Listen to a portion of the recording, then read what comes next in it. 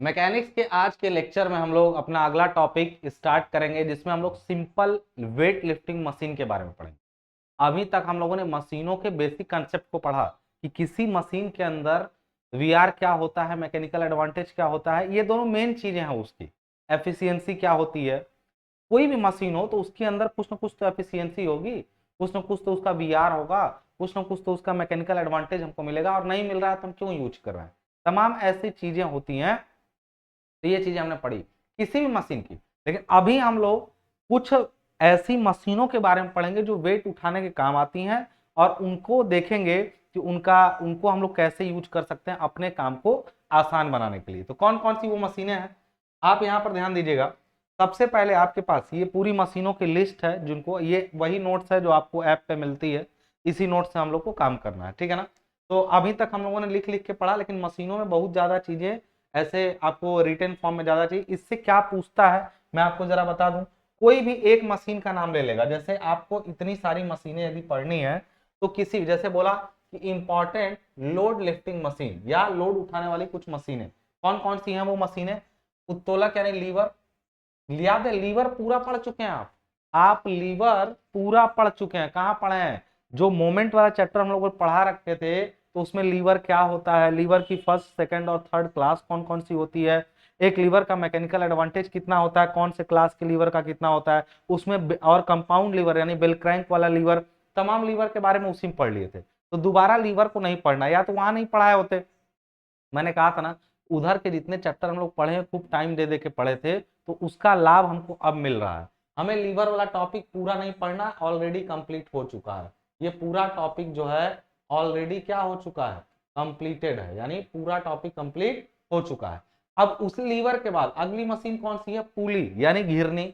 दूसरा है पहिया तथा धुरा यानी व्हील एंड एक्सल, ये भी लगभग पुली की तरह ही है। उसके बाद व्यासांतरी पहिया तथा धुरा यानी डिफरेंशियल व्हील एंड एक्सल। उसके बाद worm and worm wheel, rack and pinion आपका आ गया, सिंपल स्क्रू जैक आ गया, डिफरेंशियल स्क्रू जैक आ गया। इतनी सारी मशीनें हैं, ठीक है ना। अब एग्जाम में क्वेश्चन आपसे क्या देता है, अक्सर वो यही बोलता है कि पहले बहुत आसान पूछना रहेगा तो ये पूछेगा कि किसी भी वेट लिफ्टिंग मशीन के बारे में समझाइए। तो कोई भी एक मशीन जो आपको समझ में आ रही है उसका जो वर्किंग प्रोसेस है वो समझा दीजिए, और उसके जो फॉर्मूले हैं वो लिख दीजिए। फॉर्मूले इन द सेंस उसके मैकेनिकल एडवांटेज, एफिशिएंसी और वेलोसिटी रेशियो का फॉर्मूला, बस इतना ही पूछ सकता है आपसे, ठीक है। दूसरा, अगर या तो किसी का नाम देके पूछ दे। अब नाम दे करके भी, अब क्या पुली एक ही तरीके की हो सकती है, पुली कई तरीके की हो सकती है, तो सबका नहीं, वो ज्यादा 5 नंबर में क्वेश्चन फिक्स रहता है इसका। कोई एक मशीन के बारे में या तो पूछ देगा कि बताइए इसके बारे में, तो वो 5 नंबर का आ जाएगा। या तो किसी भी बोल देगा कि कोई भी वेट लिफ्टिंग मशीन को समझाइए, तब आसान और हो गया। तो जो आपको आ रहा है वो समझा लीजिए, लेकिन आपको सारा तैयार रखना है, और कितना तैयार रखना है उसके बारे में बात करेंगे। तो सबसे पहला हम लोग जो इसमें पढ़ेंगे वो पढ़ेंगे, लीवर तो पढ़ चुके, अब पढ़ेंगे हम लोग किसके बारे में, पुली के बारे में, ठीक है। तो पुली यानी घिरनी जिसको हिंदी में बोलते हैं, वो कैसी होती। तो सबसे पहले पुली के बारे में आप लोग देख लीजिए। इसको बहुत पहले से आप लोग कुएं पर देखते आ रहे होंगे, लेकिन इसी का हम लोग प्रयोग करके, पुली का ही प्रयोग करके बहुत सारे वेट को आसानी से उठा सकते हैं। मतलब हम बहुत कम एफर्ट डाल के किसी लोड को बहुत आसानी से उठा सकते हैं। तो जो लोग ये सोच रहे होंगे इतना भी आसान नहीं है, इतना भी आसान है, तो बेटा ये सिंगल पुली है। ऐसे ही कई पुली का संयोजन बना करके, उनका कॉम्बिनेशन बना करके हम ऐसे सिस्टम ऑफ पुलिस तैयार करते हैं, यानी कई पुलिस को मिला के ऐसा निकाय बनाते हैं जिससे ये, इसमें जैसा अभी दिख रहा है ना, ये कैसी पुली है, ये सिंगल पुली है। क्या है, सिंगल पुली। और दूसरा पुली का एक क्या होता है, system of pulley. System of pulley यानी पुली को आप दो तरीके से अपने यूज में ले सकते हैं, या तो आप एक सिंगल पुली का यूज करें, या तो सिस्टम ऑफ पुली का प्रयोग करें। सिंगल पुली में केवल एक अचल पुली होती है, या एक अचल और एक चल मूवेबल हो सकती है, तो उसको बोलते हैं सिंगल पुली। और जब आप सिस्टम ऑफ पुली मतलब कई पुली को आपस में जोड़ करके मिला के जब बनाते हैं, तो उसको बोलते हैं हम लोग क्या, सिस्टम ऑफ पुली। और वो हमेशा इसके तुलना में ज्यादा फायदेमंद रहेगी, नहीं तो हम क्यों जोड़ने जाएंगे। फायदेमंद हो रही है तभी तो जोड़ेंगे, तो हम क्यों जोड़ने जाएंगे। तो इसका मतलब यहाँ पे समझ लीजिएगा कि पुलियों का आप संयोजन भी कर सकते हैं, या तो आप सिंगल पुली को भी प्रयोग कर सकते हैं। तो यहाँ पर देखिए पुली क्या है, एक तरफ से आप पकड़ के यहाँ पे एफर्ट लगाते हैं, कोई ना कोई एफर्ट माने आपने प्रयास लगाया, उधर से ये जो लोड था वो उठ जाएगा। ध्यान ये रहे कि पुली में ये व्हील है या इसी को हम लोग, इसी को पुली देखिए अकेले उस चक्के को नहीं कहते हैं, पुली ये पूरा जो ये बना है ना, इसके साथ एक एक ये लगा हुआ है, एक चक्का लगा हुआ है, रस्सी बंधी हुई, सबको एक साथ घिरनी कहते हैं। लेकिन घिरनी के कई पार्ट होते हैं, जैसे घिरनी के इस पार्ट को, ये जो गोल पार्ट है जिसमें खांचा कटा होता है, आप जानते हैं ये, इसको अगर सामने से देखेंगे ना, मतलब इसमें तो रस्सी जहां अटकी हुई है वहां एक ग्रूव यानी एक खांचा कटा होता है। तो ये जान लीजिए इस खांचे पर रस्सी फंसी रहती है, खींचना आसान रहता है। तो पहली बात कि पूरे पुली का ये व्हील होता है, इसको हम लोग क्या बोलते हैं, इसको हम लोग बोलते हैं ब्लॉक। इसको हम लोग क्या बोलते हैं, ब्लॉक बोलते हैं। ये जो जिसके, और ये देखो ब्लॉक का मतलब, ब्लॉक दो तरफ से होता है, यानी ऐसे रहेगा, एक ब्लॉक यहाँ है, एक ब्लॉक ऐसे यहाँ है, ऐसे ब्लॉक मतलब पूरा, और इसके बीच में ऐसे आपकी पुली रहती है, और पुली में ऐसे यहां से एक्सल इसका रहता है जिसके अबाउट ये घूमती है।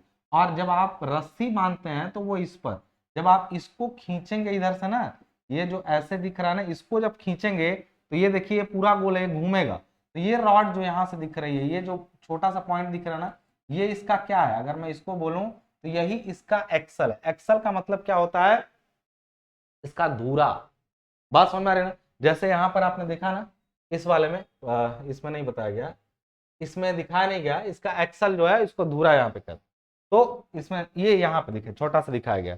देखिए यहाँ पे पुली का डायग्राम है, पुली ब्लॉक, देखिए यहाँ पर लिखा है पुली ब्लॉक, इसको ये पुली ब्लॉक है, ये देखिए इसका एक्सल है, ये इसकी पुली या व्हील है, घिरनी है, और यहाँ पर लटका हुआ ये वेट है, यहाँ पर लगाया गया प्रयास है। तो ये सिंपल डायग्राम है, ये थोड़ा वाला टेढ़ा वाला डायग्राम है आपका। तो यहाँ पर ये आपका एक्सल है, और ये आपका पुली ब्लॉक है, इसको क्या बोलते हैं, पुली ब्लॉक। और ये आपका जो है व्हील यानी इसका पहिया है। ये आपकी रोप है जिस पर टेंशन आता है, इस रस्सी पे हमेशा क्या आता है, टेंशन आता है, इस रस्सी पे हमेशा क्या आता है, टेंशन रहता है, और ये मशीन जो लोड होती है वो ऊपर उड़ जाता है, यही ना पुली का। तो कहेंगे सर यही बहुत बड़ा काम था, नहीं बेटा, इसके बारे में बहुत कुछ अभी पढ़ना है।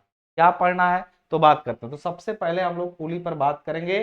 तो पुली के बारे में जब पूछेगा आपसे तो आप क्या बताएंगे, आप बताएंगे क्या, ये नोट्स ऐप पर दे दी गई है पूरी, ये पूरी नोट्स ऐप पर आप लोग को, यही नहीं मतलब आपका पूरा शुरू से मशीन का इसी तरीके से नोट्स आपको दिया गया है। अब चूंकि इसको ज्यादा लिखवाना था इस वजह से मैंने डायरेक्ट से नोट्स ले लिया। पुली, यहाँ पर क्या लिखा गया है जरा ध्यान से पढ़िएगा, क्या लिखा गया है कि पुली लकड़ी या धातु का बना एक पहिया होता है जिसकी परिधि पर खांचा कटा होता है, जिससे पुली पर लिपटी रस्सी को खींचने पर रस्सी उतरे न। पुली अपने अक्ष के परितः स्वतंत्रता पूर्वक घूम सकती है। पुली की अक्ष को एक्सल यानी धुरा कहते हैं। अब पुली की अक्ष को एक्सल, देखिए पुली का कोई भी विश्लेषण करते समय आपको कुछ मान्यताएं माननी पड़ती है। मान्यताएं हो सकता है नोट्स में ना मिले आपको, लेकिन ये चीज जान लीजिए कि पुली पर जब रस्सी से हम लोग खींचते हैं तो थोड़ा सा ऐसा नहीं कि आसानी से, उसमें घर्षण भी होता है। एक चीज जान लीजिएगा, फ्रिक्शन को जीरो माना जाता है। जब भी पुली पर कोई भी विश्लेषण होगा तो फ्रिक्शन को पूरी तरह से जीरो माना जाएगा, तभी कोई एनालिसिस संभव है। या फिर फ्रिक्शन लॉस भी ले लिए तो थोड़ा कठिन हो जाएगी प्रक्रिया, ठीक है। आपको नहीं मानना है ये सब, आपको तो जो ये नोट्स में दिया गया ना पर्याप्त है पूरा। पुली के बारे में बोला कि पुली क्या होता है, एक्सल कहते हैं उसको धुरा पे। यहाँ पे डायग्राम ये वाला दिखाएगा, आप उधर वाला वो आपको समझाने के लिए था, वो डायग्राम नहीं दिखाना। अब यहाँ पर पुली कितने तरह की होती है, तो एक होती है आपकी सिंगल पुली और एक सिस्टम ऑफ पुली जिसमें कई पुली होती है। सिंगल पुली में एकल घिरनी किसी ब्लॉक पर लगी होती है, मतलब किसी ब्लॉक पर एक घिरनी लगी हो तो उसको हम लोग सिंगल पुली कहते हैं। तो सिंगल पुली कितने तरह की होती है, जरा सा इसको भी देख लीजिए कि सिंगल पुली कितने तरह की होती है। तो मैं आपको बता दूं, यहाँ पे सिंगल पुली के बारे में यहाँ पर बताया है कितने तरह की होती है, जरा देख लीजिएगा यहाँ पे। तो सिंगल पुली के बारे में देखिएगा, एक सिंगल पुली हो सकती है कि फिक्स्ड पुली हो यानी अचल घिरनी हो, दूसरा मूवेबल पुली हो। सिंगल पुली में दो तरह की पुली होती है, एक फिक्स्ड पुली होती है, एक मूवेबल पुली होती है। तो यहाँ पर ये ध्यान देखिएगा, किताबों में एक चीज मैं गलत देखा हूं तो मैं आपको बताता हूं, वो सिंगल पुली को ही लिख देता है कि एकल घिरनी होती है और इसका मैकेनिकल एडवांटेज यानी इसका W सामान इसका बोल दिया है कि W और P आपस में क्या होते हैं, बराबर होते हैं। ये ध्यान रखिएगा कि जितना हम P लगाएंगे उतना ही W उठेगा, ऐसा किताबों में लिखा है सिंगल पुली के लिए। लेकिन सिंगल पुली में जरूरी नहीं है। सिंगल पुली में जो फिक्स्ड पुली, जैसे ये फिक्स्ड पुली है, तो आप यहाँ पर अभी अभी समझ जाएंगे, थोड़ा सा यहाँ से फोकस करिएगा, अभी जहां थे वहीं आ जाइए, थोड़ी देर में मेरी बात आपको समझ में आ जाएगी। सिंगल पुली में बोला गया कि दो तरह के होते हैं, सिस्टम ऑफ पुली में नहीं बता रहा हूं जिसमें कई पुली होती हैं। सिंगल पुली में फिक्स्ड होता है, एक मूवेबल। फिक्स्ड कैसा होता है, जो डायग्राम पीछे बना था वो फिक्स्ड का ही था। तो ऐसे केस में देखिए फिक्स्ड पुली में क्या लिखा गया है, यहाँ पर देखिए, यहाँ पर फिक्स्ड पुली में क्या लिखा गया है, ये है आपका, इसमें जब यहां से प्रयास P जब लगाया जा रहा है तो उधर से वही W क्या हो जा रहा है, ऊपर उठ जा रहा है। यानी कि जब यहाँ पर P लग रहा है तो ये W क्या हो जा रहा है, ऊपर उठ जा रहा है। तो इस केस में हम लोग कहेंगे कि ये एक फिक्स्ड पुली है। फिक्स्ड पुली किसको कहते हैं, जिसमें ये जो ब्लॉक है ना वो ऊपर नीचे ना हो, उसको फिक्स्ड पुली कहते हैं। जिसमें ये पुली ब्लॉक होता है वो फिक्स्ड होता है।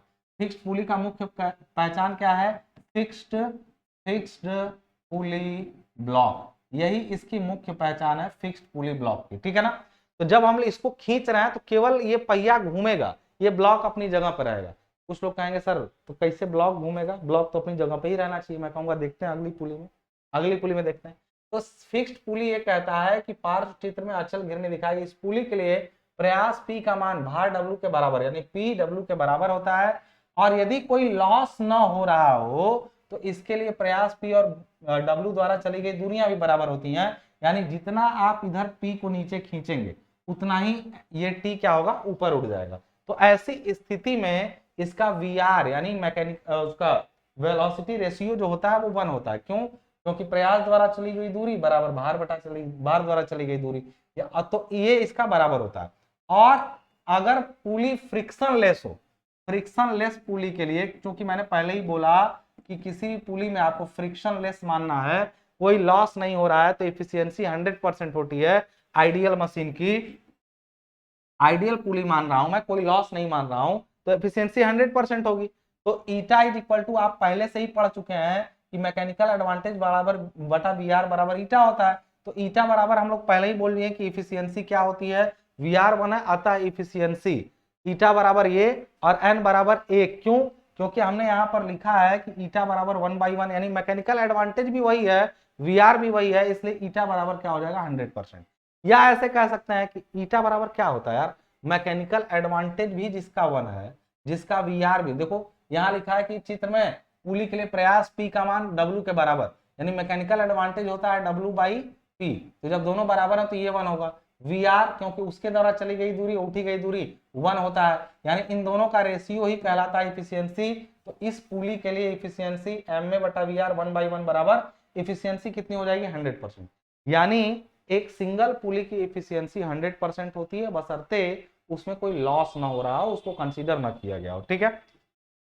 लॉस हो रहा हो तब बात बदलेगी, जिसके बारे में हम लोग को बात करनी अभी नहीं है, ठीक है ना।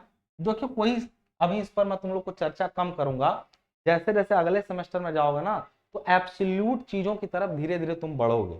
अभी इसका तुमको इस सेमेस्टर में कोई आवश्यकता नहीं, अभी तुम यही मानो कि खींचेंगे और बढ़ेगा।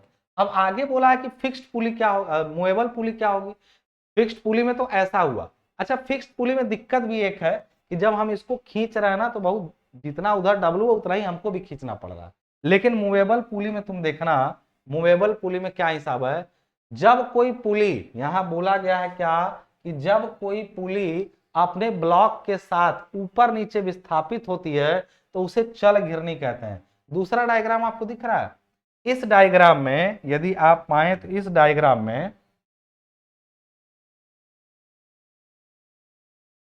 इस डायग्राम में यदि आप पाएंगे तो पाएंगे कि ऊपर एक फिक्स्ड है, एक फिक्स्ड है, लेकिन जब हम इस पर प्रयास लगा रहे हैं तो ये इससे होते हुए यहां नीचे जा रहा है और इधर ये रस्सी जुड़ी हुई है। तो जब हम इसको ऐसे खींचेंगे ऐसे तो ये ऊपर उठेगा। तो ये ध्यान रहे कि जब ये ऊपर उठेगा ना, तो अगर यदि ये, इसको तुम सोचो ध्यान से कि ये पूरा सेंटर जो था वो उठ करके यहाँ चला गया, जब हम इसको खींचे तो सेंटर उठ के यहाँ चला गया। सोचो जो पुली यहाँ, वहां सेंटर था वो यहाँ गया, तो दोनों तरफ से रस्सी तो लूज हो जाएगी, तो रस्सी इधर से भी इतनी खत्म हुई, इधर से भी। यदि ये x दूरी ऊपर उठता है, यदि ये x दूरी पुली ऊपर उठी यहाँ वाली, अब ब्लॉक लेके, ब्लॉक समझते हो ना, पुली ब्लॉक क्या था, इस पुली का नीचे ब्लॉक है ना, छोटा सा दिख रहा होगा, इस पुली का यहाँ ब्लॉक है। तो जब ये ब्लॉक ऊपर उठेगा तो इसको कहेंगे हम लोग कि ये मूवेबल पुली है। ये क्या है, मूवेबल पुली है। तो ये पुली यहां से ऊपर जब उठी, इस जगह से यहां तक गई, तो रस्सी कितना नीचे आएगा, तो कहेंगे रस्सी दो तरफ, इधर भी रस्सी इधर भी। सोचो अगर तुम इसको ऊपर उठाए तो इधर से भी एक्स खाली हुआ, इधर से भी एक्स खाली हुआ, तो दोनों तरफ का इधर इधर से पुली चली गई यहां। अब दो तरफ से ये तो एक्स ऊपर उठा, यानी भार कितना ऊपर उठा, जब ये एक्स ऊपर उठेगा तो भार भी अपनी जगह से क्या उठेगा, एक्स ऊपर। भार के एक्स उठने के चक्कर में रस्सी 2x के बराबर ढीली हो जाएगी और इस जगह से वो नीचे कितनी आ जाएगी, 2x के बराबर।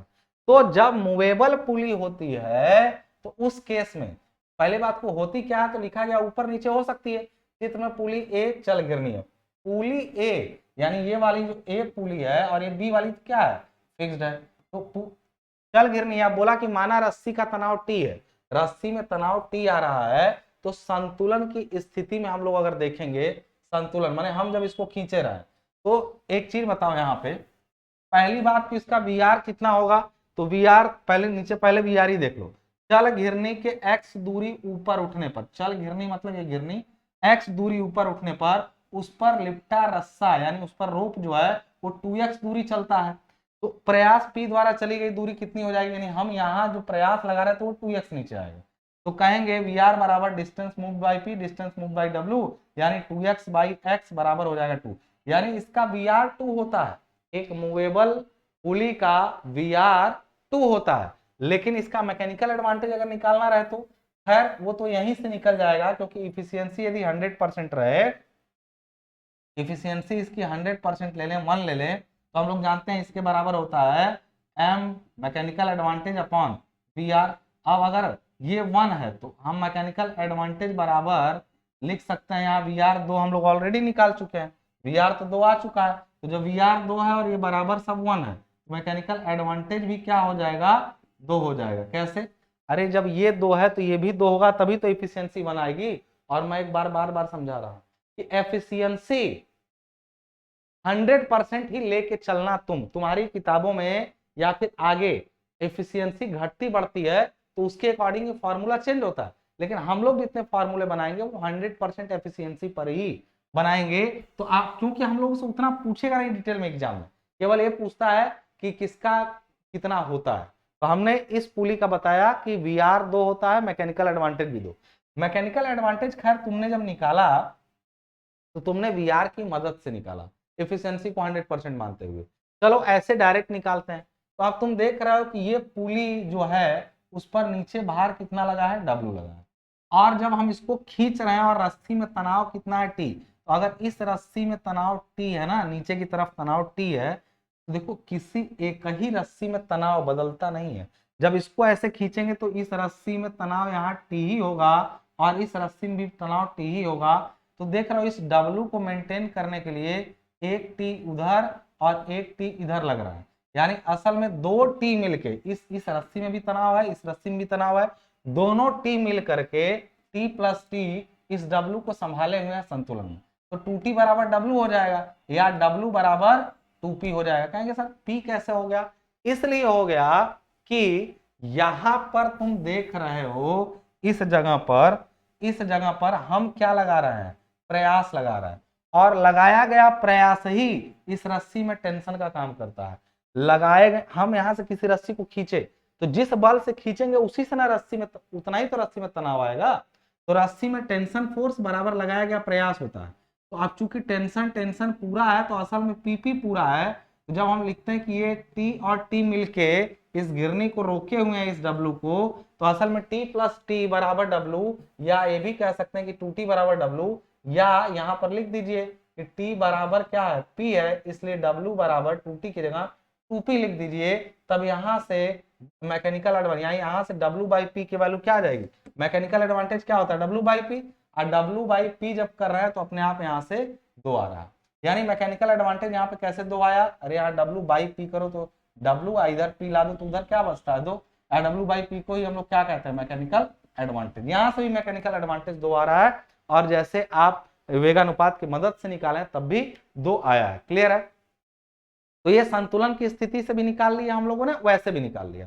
क्या देखा कि सिंगल पुली में 2 सिस्टम था, सिंगल पुली में एक था फिक्स्ड वाला और एक था मूवेबल वाला। क्लियर है? यहाँ पे अब यहाँ पर हम लोग बात कर सकते हैं कि पुलियों के सिस्टम कौन कौन से होते हैं और उनके बारे में क्या। तो पुलियों के सिस्टम के बारे में जब बात करते हैं तो अरेंजमेंट के अनुसार, सिस्टम मतलब होता है पुलियां कैसे लगी हुई आपस में, पुलिस को कैसे अरेंज किया गया है, उस आधार पे पुली जो होती हैं वो 3 तरह के सिस्टम बनाती हैं। एक जैसे लीवर था, फर्स्ट क्लास, सेकंड क्लास और थर्ड क्लास। तो क्या था, एक को फलक्रम में, एक में फलक्रम को बीच में रखे फर्स्ट क्लास, दूसरे में हम लोग प्रयास को बीच में रखे, तीसरे में हम लोगों ने आपका उसको तीसरे में, दूसरे में बाहर को बीच में रखे, तीसरे में प्रयास में। तीनों में अलग अलग क्लास बनी लीवर की ना, इस लीवर में ये होता है। इसी तरह पुली के 3 सिस्टम बनते हैं, 3 तरह से पुली का अरेंजमेंट हो सकता है, जिसमें घिरनियों का प्रथम निकाय यानी फर्स्ट सिस्टम ऑफ पुली, घिरनियों का द्वितीय निकाय यानी सेकंड सिस्टम ऑफ पुली, और घिरनियों का तृतीय निकाय यानी थर्ड सिस्टम ऑफ पुली। ये तीनों जो है ना आपका पुलियों के सिस्टम है। तीनों सिस्टम में किस तरह से अरेंजमेंट किया गया अब उसको देखना है। आप अगर जब जब पढ़ाई कर रहे हैं, किसी भी तरीके का कोर्स या नोट्स वगैरह की जानकारी चाहिए हो, तो आप इस नंबर पे कांटेक्ट कर सकते हैं। इस नंबर पे आपको व्हाट्सएप के थ्रू आप पूछ सकते हैं कि आपको कौन सा कोर्स कैसे चल रहा है, एप्लीकेशन पे क्या क्या सुविधाएं हैं, सारी जानकारी हम लोग इस नंबर पे आपको प्रोवाइड कर सकते हैं। बाकी अधिक जानकारी के लिए सबसे पहले वीडियो का डिस्क्रिप्शन बॉक्स चेक किया कीजिए। डिस्क्रिप्शन बॉक्स में हर वो जानकारी रहती है जो आपको चाहिए होती है। तो ये सिस्टम ऑफ पुली में 3 सिस्टम होते हैं। वो तो एक सिंगल पुली का था। मैंने बोला कि सिस्टम का मतलब, जैसे मैंने बोला कि एक सिस्टम है हमारे यहाँ, सिस्टम का मतलब कई लोगों ने मिलकर एक तरीके से अपने आप को अरेंज किया, दैट इज कॉल्ड सिस्टम। तो इसी तरह पुली का अरेंजमेंट को सिस्टम कहते हैं। और वो सिस्टम में पहला सिस्टम जो हमारे पास आता है वो फर्स्ट सिस्टम ऑफ पुली आता है। और वो फर्स्ट सिस्टम ऑफ पुली का सिस्टम क्या है आपके सामने यहाँ पर दिख रहा है, ठीक है ना। ये सामने यहाँ पर दिख रहा है first system. First system of pulley में होता क्या है, यहाँ सीधे डायग्राम पर मैं दिखा रहा हूँ आपको।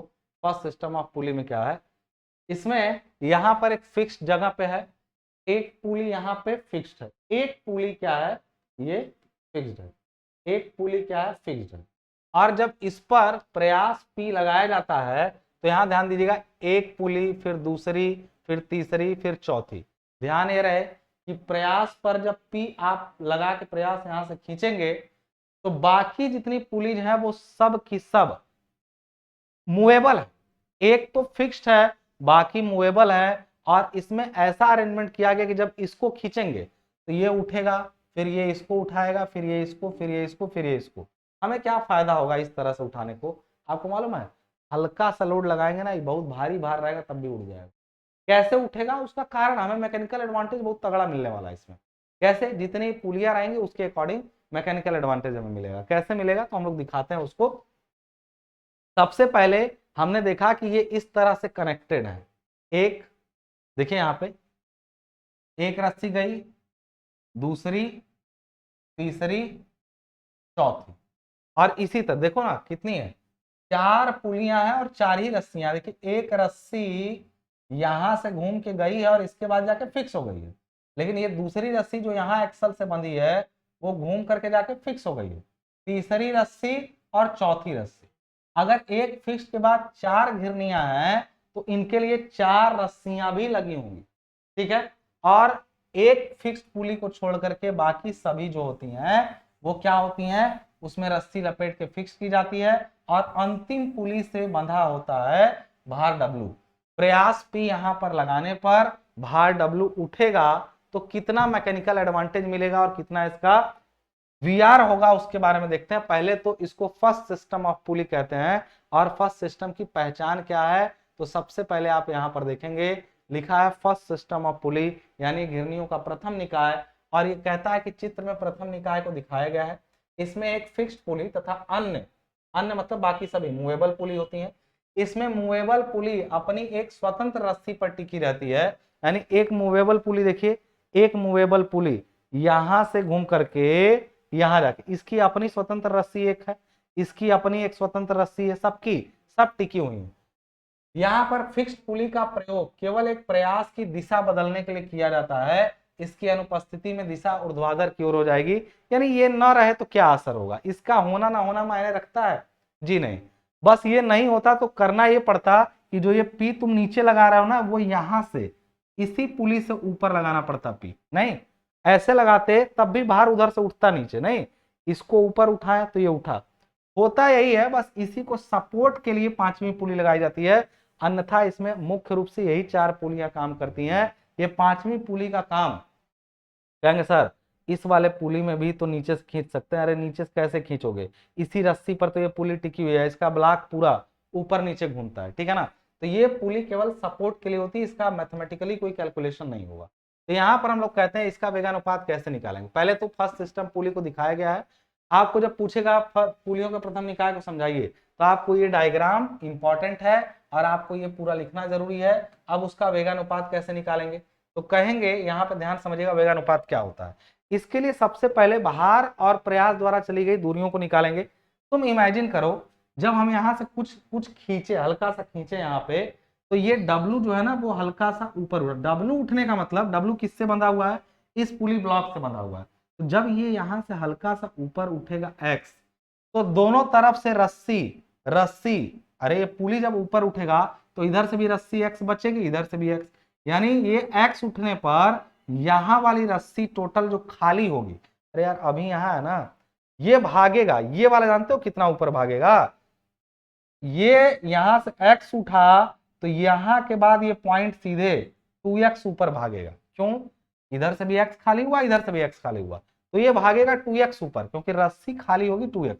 इसी तरह जब अब ये ब्लॉक जब 2x ऊपर भागा तो ये दोनों उधर से उठ करके 2x 2x 4x ऊपर भागेंगे, फिर 4x 4x मिलके 8x ऊपर भागेंगे, और फिर ये चौथा वाला 8x 8x मिलके पूरा ये रस्सी जो यहां से खाली होगी वो 16x के बराबर नीचे क्या होगी, खाली होगी। यदि ये x मूव करेगा तो 4 घिरनियां लगी हो तो ये 16x के बराबर क्या होता है, नीचे चला आएगा, क्योंकि रस्सी बहुत ज्यादा खाली हो जाएगी। ये पूरी लंबाई, इसको x मूव कराने में ये 16x मूव कराना पड़ेगा।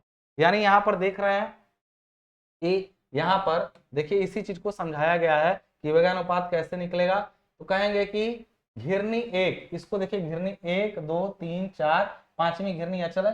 पहली घिरनी पर विचार करके घिरनी एक के केंद्र भार W x दूरी पर उठता है तो उस पर लिपटी रस्सी द्वारा चली गई दूरी 2x, अतः इस प्रकार पुली ऊपर की ओर 2x चलेगा, अतः इस प्रकार रस्सी द्वारा चली गई 4x, मतलब रस्सी जो पुली 2 है वो 2x चलेगी तो रस्सी 4x, फिर इसी तरह करते समय अतः प्रयास P द्वारा यानी अंतिम में P द्वारा चली गई दूरी 16x। तो VR क्या होता है, P द्वारा चली गई दूरी 16x और जो भार चला था वो तो x ही चला था, इसलिए वेगानुपात कितना हो जाएगा, 16 आया। अब यदि मान लो 16 को हम लोग लिखें तो लिख सकते हैं 2 की घात 4। क्या लिख सकते हैं, 2 की घात 4। इसका मतलब यदि इस प्रकार इस निकाय में चल घिरनी, चल कितनी घिरनियां थी, 4 घिरनियों के लिए वेगानुपात 16 आया। मतलब कि ऐसा कह सकते हैं कि VR जो 2 टू द पावर 4 था ना, वो उसको हम लोग लिख सकते हैं 4 घिरनियों के लिए 2 टू द पावर n 4 है तो 5 घिरनियों के लिए 2 टू द पावर 5 होगा, क्योंकि जैसे ही 16 अगर मान लो एक और घिरनी जुड़ी होती तो 16 16 32 किसका था। यानी जो घिरनियों की संख्या है मूवेबल वाली, इसको छोड़ करके 4 घिरनियां, तो वेगानुपात 2 टू द पावर मूवेबल घिरनियों की संख्या होता है, क्योंकि वेगानुपात कितना आया 16, ये क्या है 2 की घात 4, यानी कि जितनी घिरनियां है उतना ही घात लगाना है, तो आया वेगानुपात 2 की घात 4। VR यदि 2 की घात 4 है तो यदि इस प्रकार निकाय में चल घिरनियां n हो तो वेगानुपात 2 की घात n हो जाएगा, और वेगानुपात जब 2 की घात n है तो फिर मैकेनिकल एडवांटेज भी 2 की घात n होगा, क्योंकि एक 100% आइडियल मशीन के लिए दोनों आपस में क्या होते हैं, बराबर होते हैं। यानी यहां से मैकेनिकल एडवांटेज और वेलोसिटी रेशियो बराबर 1, तो इसलिए मैकेनिकल एडवांटेज वेलोसिटी रेशियो के बराबर होगा, यानी मैकेनिकल एडवांटेज भी 2 टू द पावर n होगा। यानी प्रथम निकाय यानी फर्स्ट क्लास पुली के लिए वेगानुपात VR जो होता है, डायग्राम तो देख ही लिए, VR फॉर्मूला याद रखिए 2 to the power n, where n is the number of movable pulleys, और मैकेनिकल एडवांटेज भी 2 टू द पावर n, और यहाँ पर ये क्या होगा n number of movable pulleys. ये हो गया यहीं से काम खत्म। लेकिन यदि क्या होता, यहां पर क्या होता, यहां इस स्थिति में ना इस पुली का भार शून्य माना गया है। क्यों माना गया है शून्य? आपने माना है केवल नीचे डब्लू लग रहा है, जबकि हो यह सकता था कि इस पुली का खुद का अपना भार W1 हो, इस पुली का भार W2 हो, इसका W4 हो, उसका W5 हो। इस टाइप से पुली के अपने भी भार हो। बात समझ आ रही है? उस स्थिति में फॉर्मूला अलग होगा, मैं उसको भी समझा दे रहा हूं, पर ध्यान रखिएगा। आप इतना भी पुली, फर्स्ट क्लास पुली को यदि समझाना रहे और आप यदि इतना भी समझा के चले आएंगे तो कोई दिक्कत नहीं है। डायग्राम बना के आप जो लिखा गया वो समझा के डायग्राम बनाएंगे और 2 टू द पावर n के केस में VR और मैकेनिकल एडवांटेज लिखेंगे तब भी काम हो जाएगा। अब बात आता है कि सेकंड मेथड क्या है। सेकंड मेथड में ये होता है, आप सेकंड मेथड में क्या कर सकते हैं तो मैं आपको बता रहा हूं। माना मूवेबल पुली, यानी जो मूवेबल पुली थी 1 2 3 और 4 पुलियां थी, उसके भार W1 W2 ये सब स्मॉल में रखिएगा क्योंकि यहाँ फॉर्मूले में हमने स्मॉल में यूज किया है। मान लेते हैं small W1 W2 W3 W4 है, ये सब स्मॉल में लिखिएगा, यहाँ नोट्स में थोड़ा कैपिटल हो गया है। तथा इस पर रस्तों में तनाव क्रमशः T1 T2 T3 T4 है। अगर ऐसा होगा, मान लीजिए ऐसा है, तो बैलेंस करने के लिए मैं क्या करूंगा, पहला ये भार यहाँ पर टोटल कितना काम करेगा, तो कहेंगे सर भार तो इस पर W लटका है, आप प्लस इसका खुद का भार भी स्मॉल W मान लीजिए, खुद का भार स्मॉल W1 मान लीजिए, तो W प्लस W1, नहीं समझे बात को, W भार प्लस W1, घिरनी का भार नीचे काम कर रहा है और इसको संभाल रहा है घिरनी W1 है तो इसके बगल रस्सी में दाब भी T1 और T1 हमने लिया है, घिरनी W2 है तो रस्सी में भार भी T2 T2। तो एक बात बताइएगा, इसको कौन बैलेंस कर रहा है, इस घिरनी का भार और W नीचे जो काम किया उसको इस रस्सी का भार यानी रस्सी में तनाव T1 प्लस T2 मिल करके दोनों इसको उठाए पड़े, जब खींचा गया तो T1 और ये T1 मिलके इसको संभाले, यानी T1 प्लस T1, यानी लिख सकते हैं T1 प्लस T1 बराबर होगा W कैपिटल वाला यानी वो जो भार लटका है plus small W1 that is the weight of this pulley. ये होगा कि नहीं होगा? इसी तरीके से यदि मैं पूछूं इस घिरनी पर कुल कितना भार लग रहा है, तो कहेंगे इस घिरनी पर कुल भार कितना लगेगा, वो T2 प्लस T2 मिलकर संभालेंगे। तो एक चीज जान लीजिएगा, इस घिरनी पर कुल भार यानी T2 प्लस इधर वाला T2 जो है इसमें तनाव, ये दोनों मिलके इस पर लगा भार यानी ये इस पर कितना लग रहा है T1। T1 का मतलब हुआ T1 तो यहीं से आ रहा था, इस पर एक इस घिरनी को नीचे खींचने का काम कौन कर रहा है, T1 जो तनाव है, तुम इसको खींचोगे तो ये भी तुमको नीचे खींचेगा, तो T1 प्लस इस घिरनी का भार कितना है W2, ये T1 प्लस W2 हो जाएगा। यानी ये जो दोनों तनाव इस घिरनी पे काम कर रहे हैं वो इस घिरनी के भार और प्लस इस पर जो T1 फोर्स लग रहा है उस दोनों के बराबर होंगे। इन्हीं कंसेप्ट का प्रयोग, T1 प्लस T1 बराबर तो हो जाएगा W प्लस स्मॉल W1, लेकिन जब बात आएगी T2 प्लस T2 की तो पूरा इसका वेट यानी W2 और नीचे लगने वाला T1, फिर इसकी बार आएगी तो T3 प्लस T3 बराबर होगा T2 प्लस इसका वैल्यू कितना हो जाएगा W3।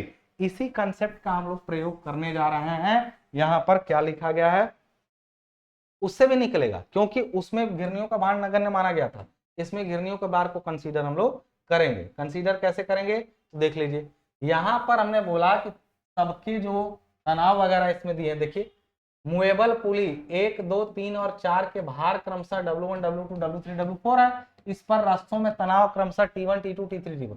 अब प्रत्येक पुली के संतुलन के लिए, यानी पुली जो है संतुलन में होगा, तो पहला 2T1 यानी असल में T1 प्लस T1, 2T1 बराबर है W प्लस W1। समझ में आया कैसे कैसे ये हुआ है, ये समझ में आया, क्योंकि एक W नीचे काम कर रहा था, एक उसका खुद का भार था वो W1 था, यानी इस स्थिति में तो ये होगा।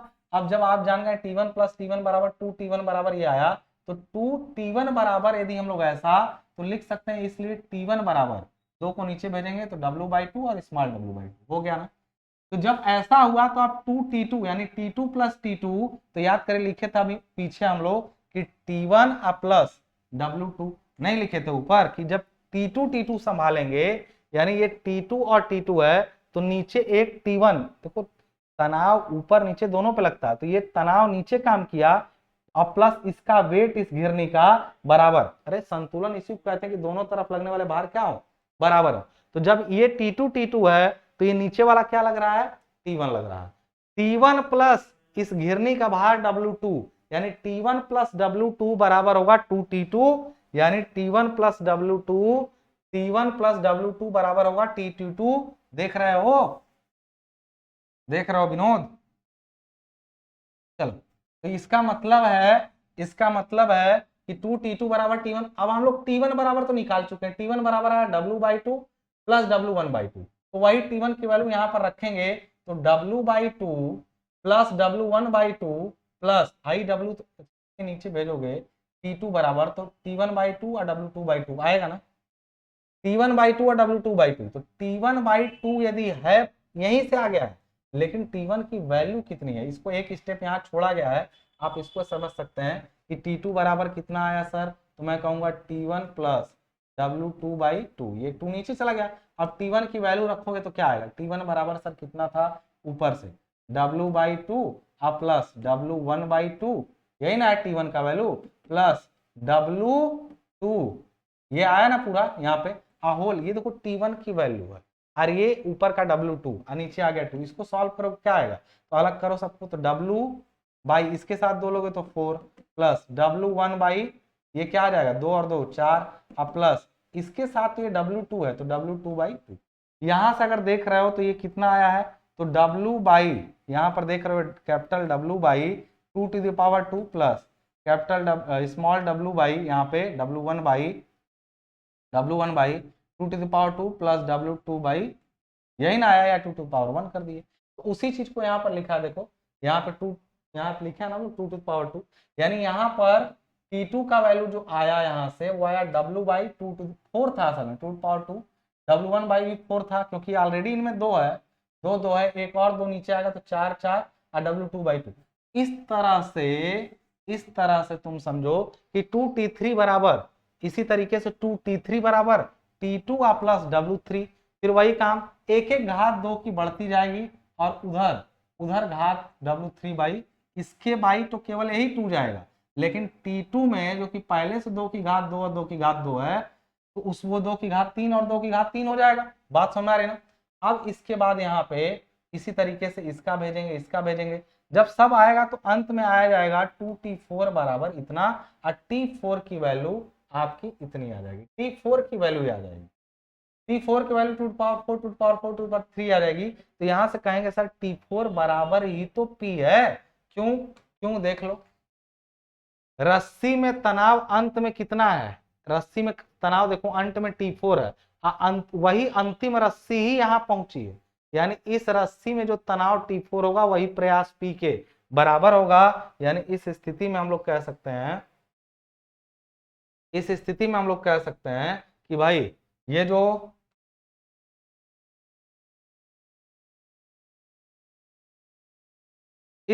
यहाँ पे देख सकते हैं क्या कि P बराबर T4 होगा, तो यहाँ पर जो T4 बराबर आया है वही P के बराबर जब लिख देंगे हम लोग, तो W/2 की जगह यहाँ पे मान लीजिए 4 है, तो ये 4 क्या है, 4 4 3 2 1, वो मूवेबल घिरनियों की संख्या थी उसमें, और ऐसी स्थिति में मूवेबल घिरनियों की संख्या 4 4 2 की घात 4 माइनस 1 3, मतलब क्या हुआ 4 माइनस 1, ये 4 माइनस 2, और ये क्या हो गया आपका अंतिम 2।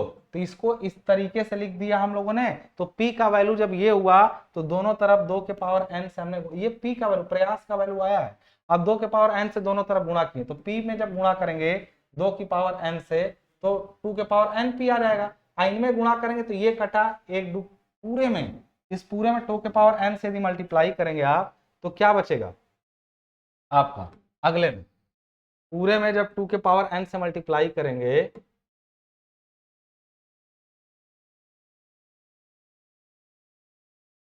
यहाँ पे देखिएगा पूरे में 2 के पावर n से मल्टीप्लाई करेंगे तो ये हो जाएगा 2 के पावर n, इसमें यहाँ नीचे 2 की पावर n था तो वो कैंसिल, नीचे भी 2 की पावर n था वो भी कैंसिल, लेकिन ये था 2 की पावर n माइनस 1, n-1 का मतलब हुआ कि अगर ये 2 की घात 4 हुआ तो ये 2 की घात 3 होगा, उससे 2 की घात 3 से 2 की घात 4 कटा तो 1 2 बचा ना, वो 2 आया, यहाँ 2 की घात n-2 नीचे था, नीचे n-2 था, यहाँ पर देख लीजिए n-1 के बाद n-2, यानी ऊपर यदि 2 की घात n माने 2 की घात 4 है तो ये 2 की घात 4 माइनस 2 यानी 2 की घात 2 है, तो जब 2 घात 2 2 घात 4 से कटेगा तो ऊपर 2, यहाँ 2 बचा था, ऊपर यहाँ बचेगा 4। तो इसी तरीके से यहाँ बचा 2 के बाद यहाँ 2 का स्क्वायर, फिर 2 का क्यूब, इस तरह से आएगा जब गुणा किया जाएगा।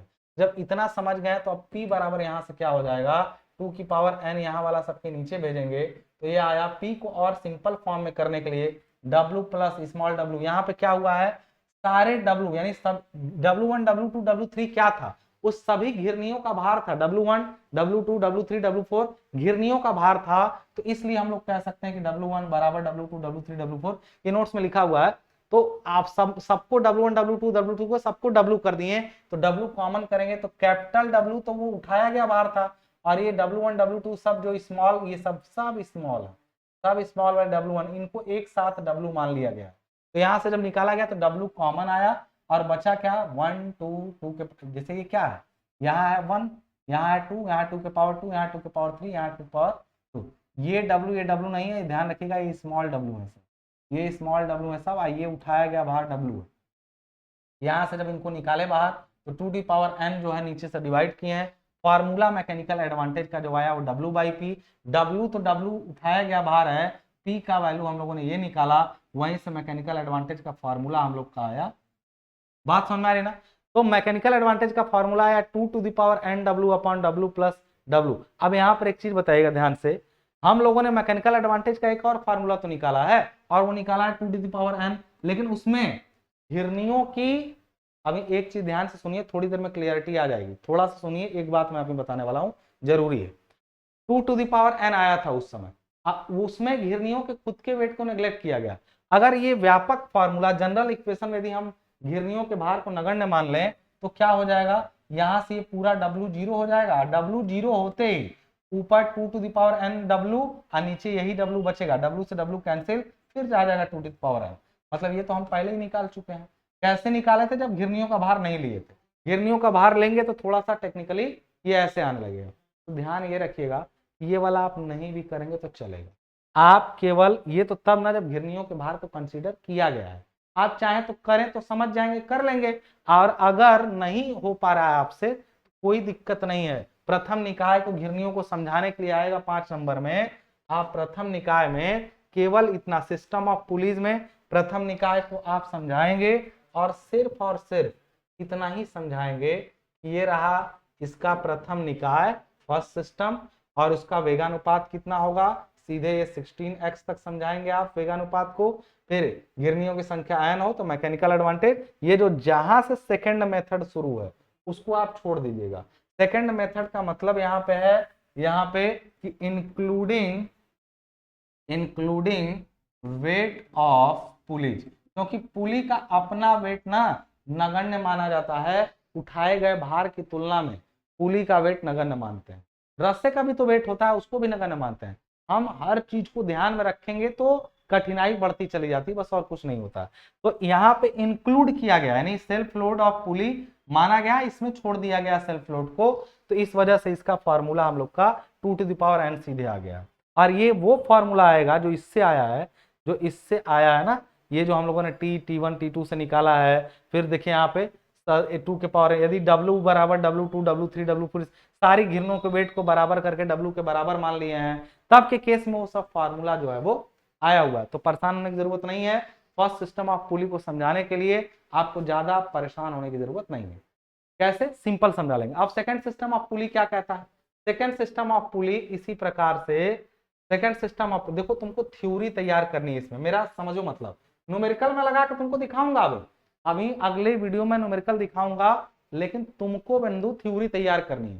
थ्योरी क्या कहता है इसका, सेकंड सिस्टम ऑफ पुली में थ्योरी क्या कहता है, इसमें देखो, इसमें यहां से 2 ब्लॉक में घिरनियां बटी रहती हैं, एक ब्लॉक ऊपर है 3 का ही ब्लॉक क्या है नीचे है। इसमें क्या होता है, एक फिक्स्ड ब्लॉक में 3 घिरनियां हैं, एक फिक्स्ड ब्लॉक में 3 घिरनियां लगी हुई। जब इधर से प्रयास P हम लोग लगाते हैं, इधर से खींचते हैं, तो तुम ही देखो यही रस्सी जा करके नीचे एक ही रस्सी पूरी घिरनी में लगी हुई है, पूरी घिरनी में एक ही रस्सी लगी है। जब इसको खींचते हैं ना, इसको यहाँ से खींचते हैं तो ये वेट क्या होगा, क्योंकि जब इसको हम खींचेंगे तो ये रस्सी ऊपर उठेगी, फिर ये अपने नीचे वाले को खींचेगी, फिर अपने, अंत में भार क्या होगा, उड़ जाएगा। अब मान लो अब मान लो सेकंड सिस्टम में क्या होता है, सेकंड सिस्टम को पहले पढ़ो। चित्र में घिरनियों का द्वितीय निकाय यानी सेकंड अरेंजमेंट।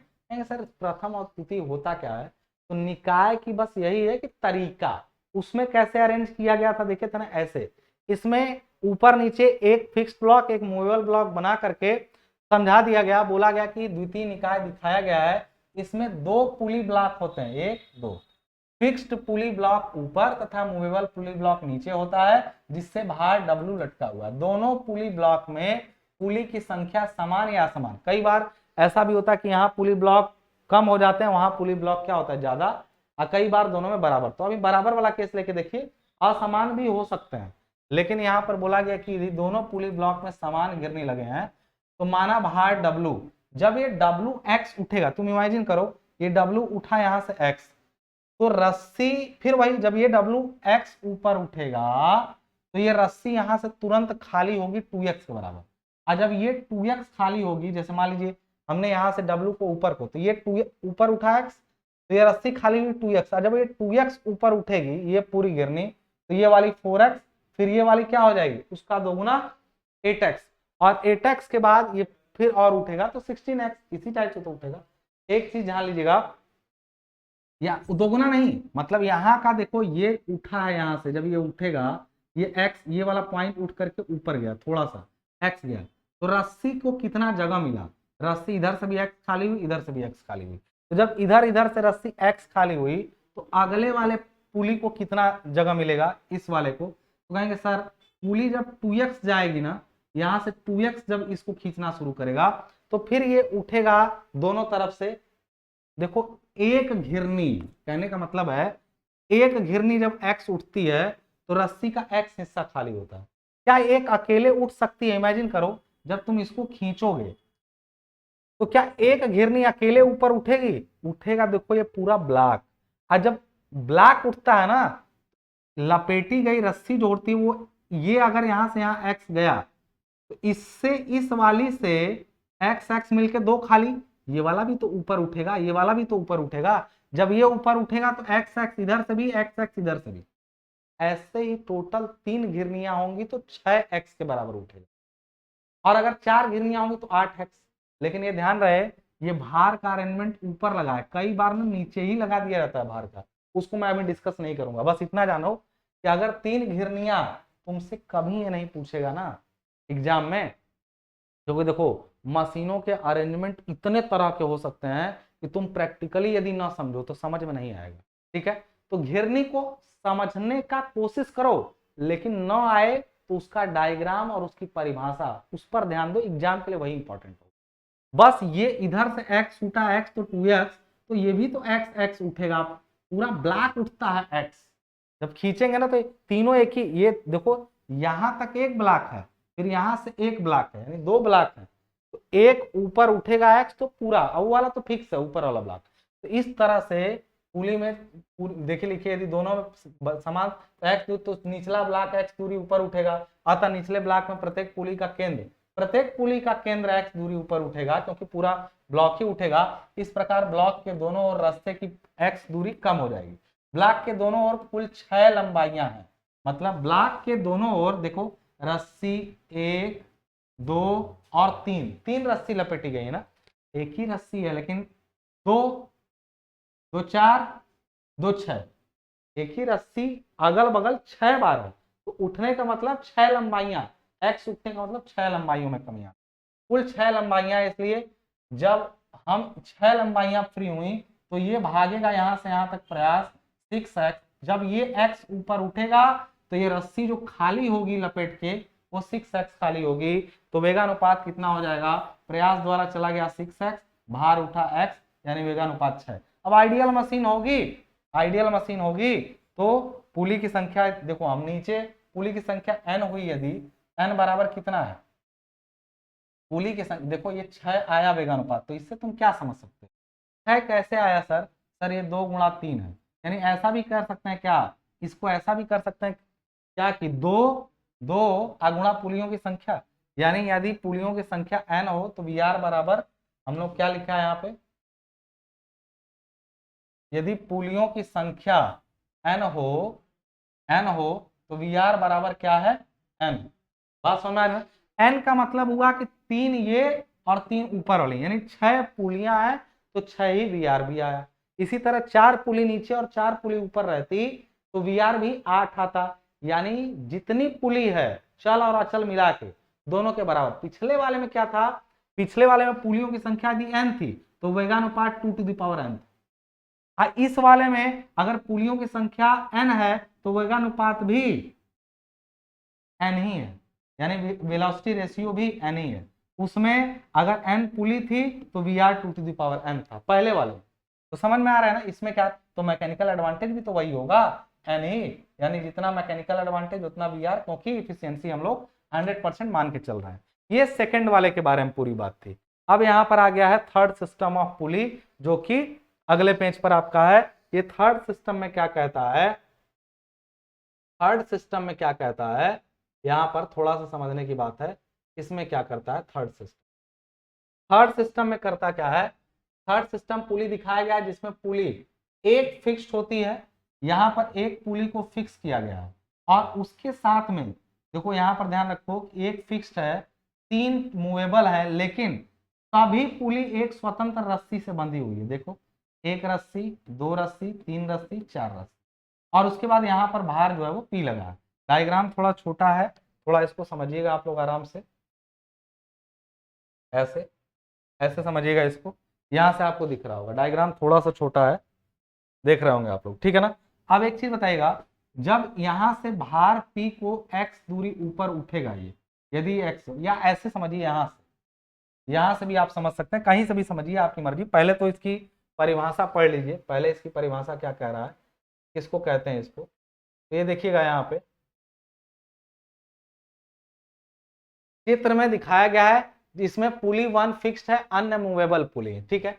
प्रत्येक पुली के लिए अलग अलग रास्ता प्रयोग किया गया। बाकियों में क्या था, बाकियों में क्या था, पहले वाले में अलग रास्ते थे, लेकिन पहले वाले में देखे थे, सेकंड पहले वाले में प्रयास नीचे की ओर लग रहा था भार। इसमें क्या होता है ना, भार के रूप में ये पूरा बीम से यहाँ नीचे भार लटका रहता है। प्रयास का ये डाउनवर्ड हम नीचे खींचे तो ये पूरा बीम ऊपर उठता है। यहाँ एक छोटी सी बीम है, वो पूरी बीम ऊपर उठेगी। हम प्रयास यहाँ इस डायरेक्शन नीचे लगाएंगे, पूरा बीम ऊपर उठेगा, ठीक है।